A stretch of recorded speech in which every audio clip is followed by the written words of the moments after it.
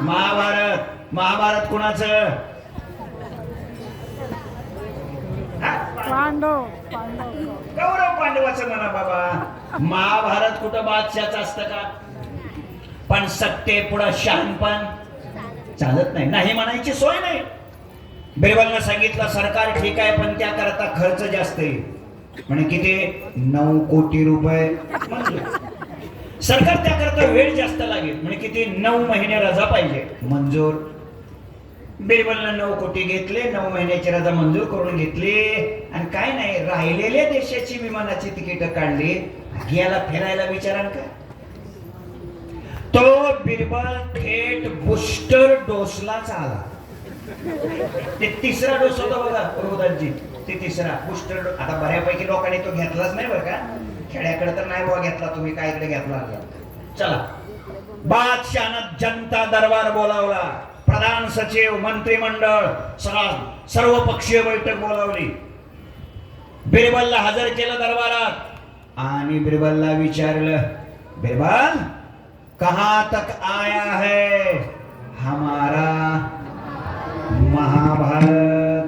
आता सांगा बिरबलनं किती पर्व लिहिली होती? महाभारतात 18 पर्व आहेत. त्यातली किती लिहिली होती त्यानं?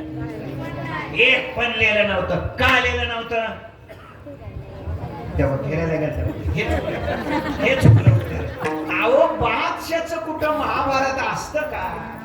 काहीच लिहिलं नव्हतं. विचारलं बादशाहनं, कहां तक आया है हमारा, कहां तक आया है हमारा महाभारत? बिरबलनं उत्तर दिलं, सरकार थोड़ा अधूरा है. बोले क्या अधूरा है? बिरबलनं सांगितलं, सरकार मातोश्री द्रौपदी के 5 पति थे, अपने और 4 साथीदार कौन है वो बता दो. बादशाह म्हटलं छोड़ दो हमारा महाभारत. बिरबल म्हटला छोड़ दो तर छोड़ दो. अभी 5-10 मिनट में हम कीर्तन छोड़ने वाले हैं. माझ्या मुद्द्याकडे थोडं लक्ष नीट द्या. मोठ्या माणसाला कधी लहर येईल आणि कोणती येईल हे सांगता येत नाही. अशीच लहर आली बादशहाला आणि बादशहानं विचारलं, इनको भी हरा करो. म्हणजे कशाला? कशाला? बिरबल घाबरला. बिरबलला थंडी वाजून आली. बिरबलनं सांगितलं, सरकार 2 दिवसाची मुदत द्या. म्हणे चालेल. 2 दिवसाची मुदत घेतली. बिरबल घरी आला. बिरबलचा चेहरा जरा पडलेला, जरा नाजूक चेहरा, सुकलेला चेहरा. सौभाग्यवतीनं पाहिलं चेहरा जरा सुकलेला आहे. काय असतं बघा, माणसाच्या मनात काय चाललंय हे चेहऱ्यावरच कळतं. चेहरा सांगतो. सुकलेला नाजूक चेहरा पाहिला आणि सौभाग्यवतीने विचारलं, धनी तुमचा चेहरा सुकलाय, काय झालं? काय झालं? तुम्हाला कीर्तन सापडलं नाही का? म्हणजे सापडलं. मी म्हणलं मी बरोबर 6ला उतरलो म्हटलं कल्याण स्टेशनला. प्रभुदासजींनी गाडी पाठवली आणि सापडलं म्हटलं. मी 6 वाजून 10 मिनिटांनी उतरलो आणि प्रभुदासजींनी गाडी पाठवली. त्याच्यामुळे म्हटलं मी आलो 7:15 आलो म्हटलं. सापडलं कीर्तन. मग तुमचा चेहरा का पडला? मग तुमचा चेहरा, सौभाग्यवतीनं विचारलं, तुमचा चेहरा का पडला? झालं काय? कीर्तन तुमचं झालं नाही का? नाही म्हटलं, तिथं चिंतामणी बाबा होते, 5-7 कीर्तनकार, टाळ घेऊन उभा होते. पण म्हटलं कीर्तन माझंच झालं. मग तुमचा चेहरा का पडला? काय झालं? काय झालं सांगा. कीर्तन व्यवस्थित झालं नाही का? अरे म्हटलं तिथं काय गंधर्वासारखे गाणारे होते, इंद्रासारखे वाजवणारे होते, परीक्षितीसारखे श्रोते होते. तिथं काय अडचण आहे? कीर्तन पण व्यवस्थित झालं. मग तुमचा चेहरा का पडला? काय झालं? काय कीर्तनानंतरच व्यवस्थित झालं नाही का? अरे त्याची काय अडचण आहे म्हटलं. तिथं दादा होते, तिथं काय देण्यात आलं नाही. मग सगळंच व्यवस्थित झालं तर तुमचा चेहरा का पडला? असं कोणी विचारलं? सौभाग्यवतीने विचारलं. कोणाच्या? बिरबलाच्या म्हणा.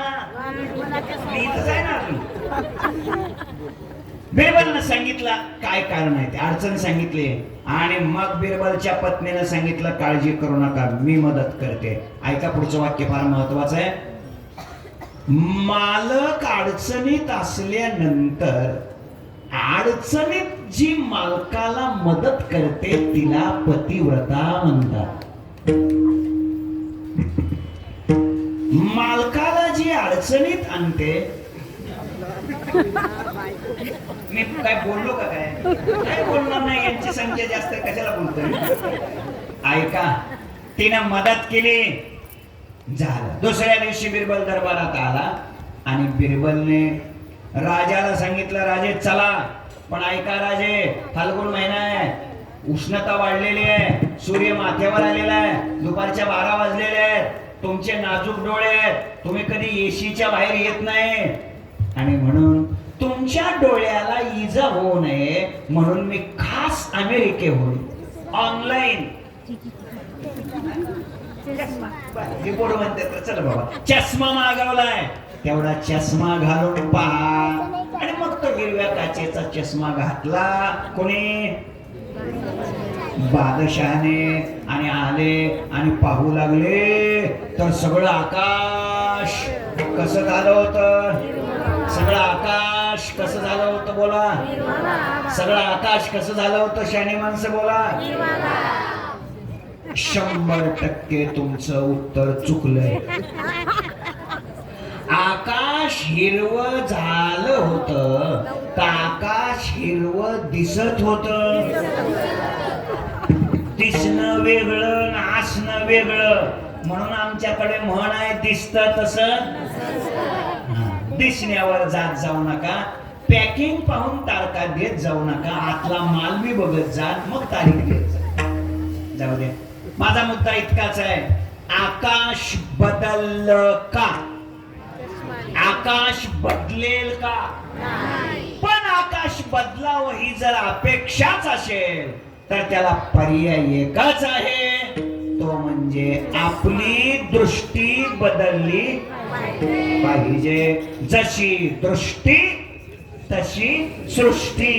वेदांतात यालाच दृष्टी सृष्टी वाद म्हणतात. मग आजच्या आतापर्यंतच्या कीर्तनाचा मूळ गाभा काय आहे? मूळ गाभा हाच आहे, आपली दृष्टी बदलली पाहिजे, म्हणजे आपली वृत्ती बदलली पाहिजे, म्हणजे आपली वागण्याची पद्धत बदलली पाहिजे, म्हणजे बदल आपल्यात झाला.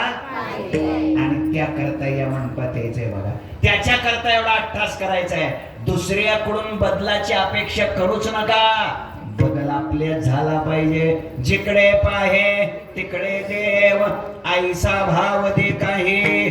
मग मुळात जिकडं पाहिल तिकडं देव नाही का? उत्तर आहे विठ्ठल जळी सळी